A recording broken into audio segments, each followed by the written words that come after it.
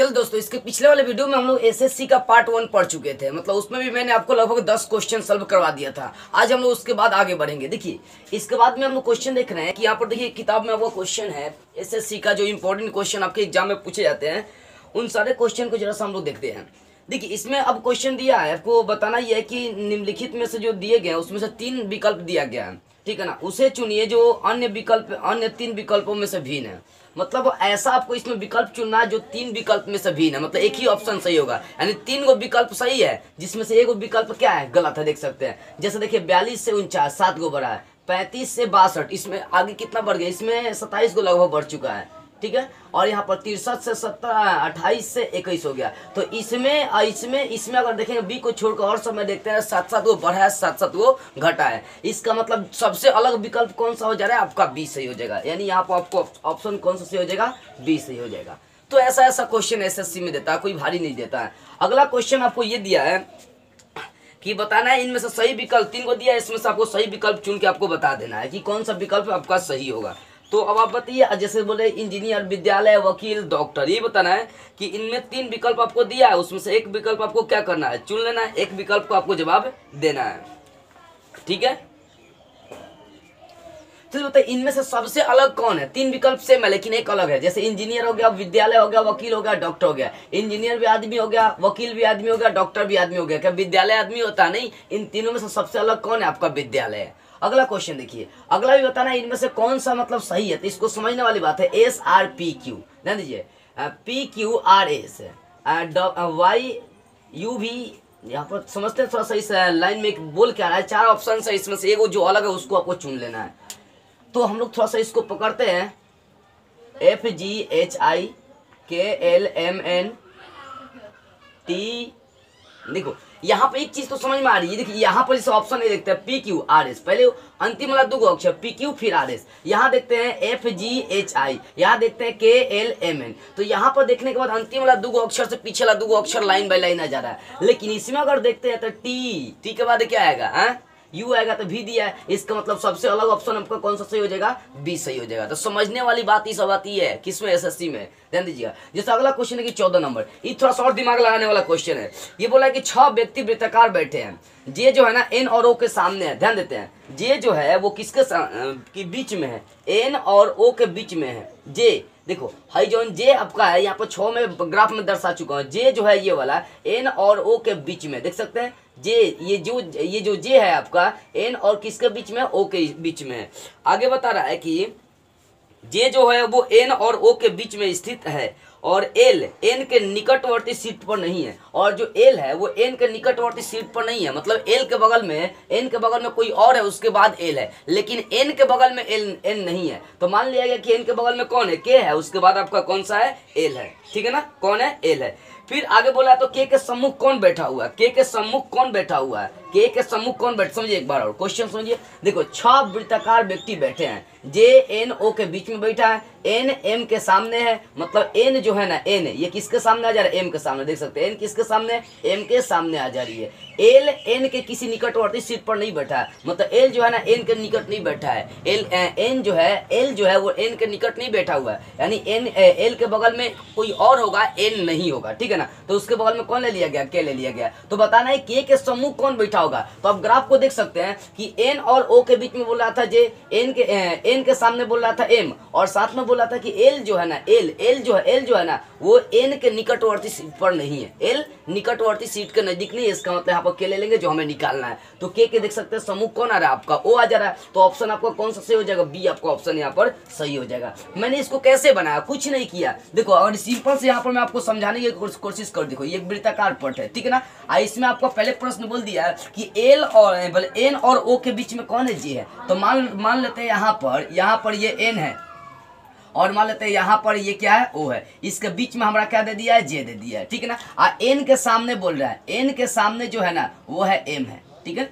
N के सामने जो है वो क्या है, M है। और उसके बाद बोल रहा है कि L जो है ना वो N के निकट नहीं है। एल जो है वो एन के निकट नहीं है, मतलब एन के निकट कौन लेते हैं, हम के ले लेते हैं। यहाँ पर क्या लेते हैं, के ले लेते हैं। इसके बगल में क्या लेकर चलेंगे, एल लेकर चलेंगे, क्योंकि एल जो है ना एन के निकट सीट पर नहीं बैठा है। तो आप देख सकते हैं के सामने कौन आ रहा है, ओ आ रहा है, यानी आपको ऑप्शन कौन सा सही हो जाएगा, बी से हो जाएगा। तो इस तरह से दिमाग लगाने वाले क्वेश्चन एसएससी में पूछे जाते हैं। अब 15वां क्वेश्चन देखिए, 15वां क्वेश्चन यहाँ पर है कि निम्नलिखित समीकरण को संतुलित करने और चिन्हों के स्थान पर प्रतिस्थापित करने के लिए गणितीय चिन्हों का सही क्रम आपको चुनना है। जैसे देखिए ये क्वेश्चन दिया है और बोल रहा है कि इसको सही करने के लिए, संतुलित करने के लिए कौन सा इसमें से मतलब चिन्ह लगाएंगे, मतलब कौन सा आपको चिन्ह लगाना। ऑप्शन भी दिया है चिन्हों का, ऑप्शन ए में है प्लस भागा बराबर गुना, भागा जोड़ बराबर गुना, गुना बराबर भागा जोड़, और डी में है प्लस बराबर भागा और गुना। तो कौन सा यहाँ पर चिन्ह लगा के इसको संतुलित आप कर सकते हैं, सोचिए आप ही कौन सा चिन्ह लगा के यहाँ पर संतुलित इसको कर सकते हैं। अगर यहाँ पर देखी जाए भाग और गुना, भाग और जोड़ अगर करते हैं यहाँ पर 5 7, यहाँ पर देखिए एक चीज आपको लग गया, यहाँ पर देखो मैं इसका क्रिया कर दे रहा हूँ। अगर 35 और 7 के बीच में मैं भाग कर दे रहा हूँ, 35 भागे हो गया 7, ठीक है, 35 भागे 60 और आगे वाले को मैं जोड़ दे रहा हूँ 25, ठीक है ना, और उसके बाद बराबर लगा दे रहा हूँ 15, और इनके बीच जो है ना ये स्टार जो है ना उनके बीच गुना लगा दे रहा हूँ, ठीक है ना। तो यहाँ पर 7 25 कितना हो जाएगा 35, आप प्लस कितना है 25, आप बराबर 15 कितना होगा 30, देखो 25 5 कितना होगा 30, आप बराबर में कितना आ गया 30 आ गया, समझ में आ रही है ना, इधर भी 30 इधर भी 30। तो मैंने क्या लगा दिया, भाग और जोड़ लगा दिया, बराबर में क्या लगा दिया, गुना लगा दिया। तो यहाँ पर भाग और यहाँ पर जोड़ लगा देंगे और यहाँ पर गुना लगा देंगे, तो ये सब आपस में बराबर हो जाएंगे। यानी देख सकते हैं भाग और जोड़ लगा दिया तब बराबर हो गया किसके, गुना के। ऐसा नहीं कि जोड़ और भाग लगा दिया, पहले मैंने भाग लगाया फिर जोड़ लगाया, उसके बाद बराबर हो गया किसके, उसके गुना के। तो यहाँ पर भाग मैंने लगा दिया, यहाँ पर क्या लगा दिया, जोड़ लगा दिया, और इसके बाद मैंने क्या लगा दिया, सॉरी यहाँ पर मैंने भाग लगा दिया, यहाँ पर जोड़ लगा दिया और यहाँ पर बराबर लगा दिया, यहाँ पर गुना लगा दिया। तो आपका भागा फिर जोड़ फिर क्या हो गया बराबर, उसके बाद गुना, यानी आपका ऑप्शन कौन सा सही हो जाएगा, बी सही हो जाएगा।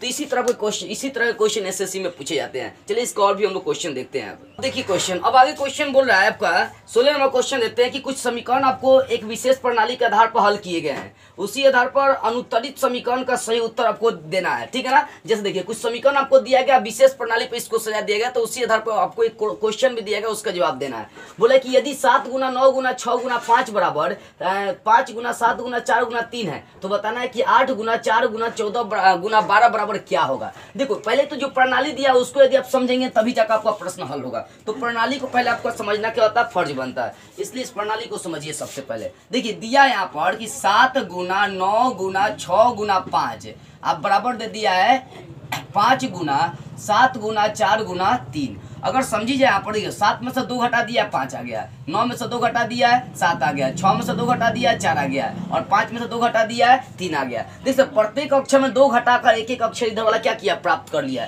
तो आपको किसका मान निकालना, आपको निकालना 8 गुना 4 गुना 14 गुना 12 का मान निकालना है। इसका मतलब अगर इसके बराबर में चलेंगे तो 8 में से 2 घटा देंगे कितना बचेगा 6, अगर 4 में से 2 घटा देंगे तो गुना में आ जाएगा 2।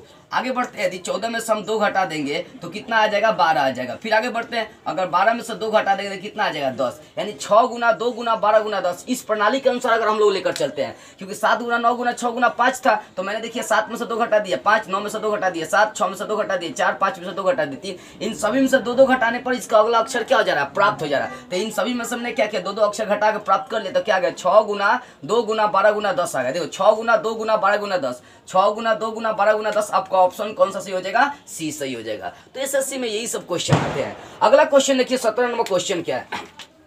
17 नंबर क्वेश्चन है कि दिए गए विकल्पों में से लुप्त संख्या ज्ञात करना। ये विकल्प दिया हुआ है और इसमें से आपको क्या करना, लुप्त संख्या निकाल देना है। यहाँ पर 4 आपको ऑप्शन भी दिया है, तो ऑप्शन की मैं अभी चर्चा कर दे रहा हूँ। ऑप्शन आपका ए है 231, ऑप्शन बी है 225, ऑप्शन सी है 235 और ऑप्शन डी है 305।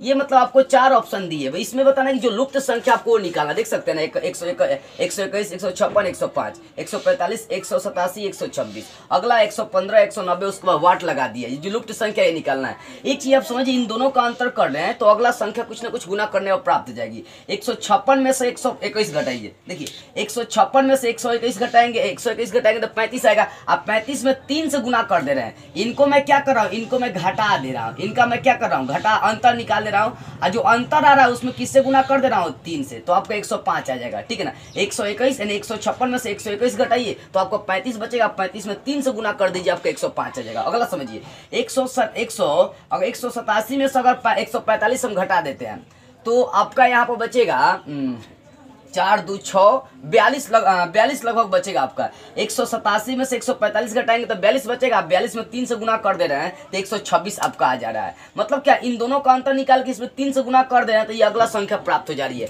इसी आधार पर यही करेंगे। 190 में सर अगर 115 घटाएंगे तो 75 बचेगा, अब 75 में 3 से गुना कर देते हैं, 75 में अगर 3 से गुना कर देते हैं तो 35 या 15 70 की 21 1 22 कितना आ जा रहा है 225 आ रहा है। आपका ऑप्शन कौन सा सही हो जाएगा, सी सही हो जाएगा। सी नहीं, आपका ऑप्शन बी सही होगा क्योंकि सी में 235 दिया है। देखो मैंने ज्यादा दिमाग नहीं लगा, मैंने बस इतना देखा, इन दोनों का अंतर कर दिया, उसमें 3 से गुना कर दिया तो अगला संख्या आ जा रहा है। इन दोनों का अंतर कर दिया, इसमें 3 से गुना कर दिया, आपको वही संख्या आ रही थी। यहाँ भी अंतर करके 3 से गुना करेंगे, अगला संख्या में आ जाएगी। तो इस तरह से आपका 17 नंबर क्वेश्चन सॉल्व हो गया। अब इसका और भी हम लोग कुछ क्वेश्चन अब देखते हैं। अब आगे वाला क्वेश्चन देखिए, आगे वाला क्वेश्चन आपको बोल रहा है 18 नंबर अगर इसका देखते हैं तो बोलेगा दीपा दक्षिण की ओर मुंह करके खड़ी है। क्या है, दीपा नाम की एक लड़की जो दक्षिण की ओर मुंह करके खड़ी है। बताना 20 किलोमीटर आगे जाकर दाईं ओर घूमकर वो 30 किलोमीटर जाती है। वह अब वह बाईं ओर मुड़कर 40 किलोमीटर जाती है और दाईं ओर मुड़ जाती है तो वह किस दिशा में जाती है। प्रश्न को समझिए, दीपा दक्षिण की ओर मुंह करके खड़ी है, वह 20 किलोमीटर आगे जाकर दाईं ओर घूम जाती है, दाईं ओर घूमकर 30 किलोमीटर जाती है। अब वह दाईं ओर मुड़कर 40 किलोमीटर जाती है और दाईं ओर मुड़ जाती है तो वह किस दिशा में जा रही है। ऑप्शन भी आपके पास 4 है, उत्तर दक्षिण पूर्व पश्चिम। तो अब इसको जरा सा हम लोग समझते हैं। दीपा नाम की एक लड़की है, ठीक है, अब वो किस किस दिशा में जा रही है हम लोग जरा सा यहाँ पर चर्चा करते हैं। पहले तो ग्राफ आपको क्लियरली आपको समझना पड़ेगा, ग्राफ इसका समझ में आनी चाहिए आपको। इसका ग्राफ हम लोग देखते हैं।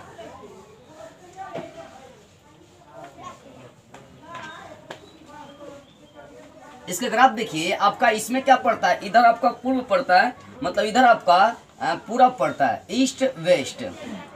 आपका ईस्ट इधर पड़ता है, इधर वेस्ट पड़ता है मतलब पश्चिम, इधर नॉर्थ पड़ता है, इधर आपका साउथ पड़ता है, ठीक है ना। मतलब पूरब पश्चिम उत्तर दक्षिण, पूरब पश्चिम उत्तर दक्षिण, पूरब पश्चिम उत्तर दक्षिण। ग्राफ तो आपको समझ में आनी चाहिए कि दीपा जो है ना वो यहाँ से 20 किलोमीटर कहाँ चलती है, सीधे निकलती है, देख सकते हैं ना। वह 20 किलोमीटर आगे बढ़ती है, दक्षिण की ओर मुंह करके खड़ी है तो कहाँ जाते हैं 20 किलोमीटर आगे बढ़ी है। यानी आप देख सकते हैं यहाँ से यहाँ वो 20 किलोमीटर आई, अब फिर वो दाहिना ओर मुड़ गई है, दाहिना ओर कितना 30 किलोमीटर आ गई है वो। अब 30 किलोमीटर जाने के बाद वो बाईं ओर मुड़कर 40 किलोमीटर आती है, फिर आगे चलकर वो दाहिने ओर मुड़ जाती है। तो बताना किस दिशा में जा रही है, तो देख सकते हो वो पश्चिम की दिशा में जा रही है। किस दिशा में, पश्चिम की दिशा में। आपका ऑप्शन सही हो जाएगा, डी सही हो जाएगा। अब अगला क्वेश्चन है कि देखो इसमें कुछ कठिन दिया, अब निष्कर्ष निकालना कौन सा निष्कर्ष आपका सही है। निष्कर्ष 1 सही है कि निष्कर्ष 2 सही है।